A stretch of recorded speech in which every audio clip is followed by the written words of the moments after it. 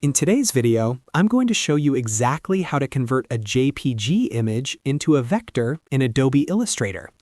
Whether you're working with a logo, flat artwork, or even a detailed photo, Illustrator's image trace feature makes it incredibly easy to turn raster images into scalable vector graphics.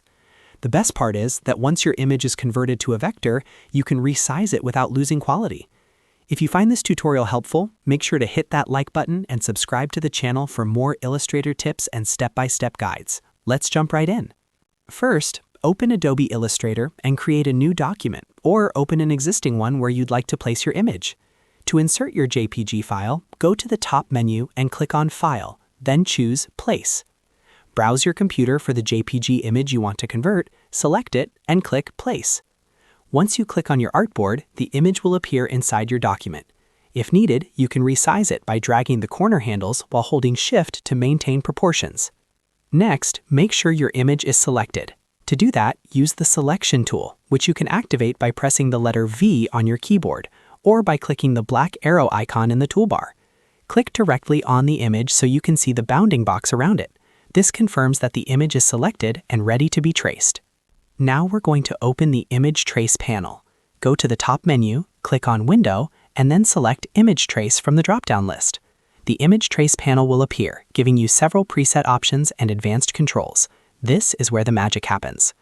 At the top of the panel, you'll see different presets. The preset you choose depends on the type of image you're converting. If you're working with a simple logo that has solid black shapes, choose Black and White Logo. If you're converting flat illustrations with limited colors, try the 6 Colors preset. And if you're working with a more detailed image or photo, select High Fidelity Photo to capture more color and detail. Go ahead and click on the preset that best matches your image. Illustrator will automatically process the trace and show you a preview. If you want more control over the result, you can adjust the settings manually. For black and white images, you can modify the threshold slider to control how much of the image becomes black versus white. Increasing the threshold adds more black areas, while lowering it reduces them. Under the advanced settings, you'll see options like paths, corners, and noise. Increasing paths makes the trace more accurate, but can create more anchor points. Increasing corners makes sharp edges more defined. Adjusting noise helps ignore smaller details or imperfections.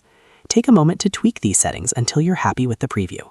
If your image has a white background that you don't want in the final vector, there's a very useful option called Ignore White. Simply check the Ignore White box in the panel. This will remove white areas from the vector result, leaving only the colored shapes. This is especially helpful when converting logos that need a transparent background. Once you're satisfied with how the traced image looks, the final step is to convert it into fully editable vector shapes.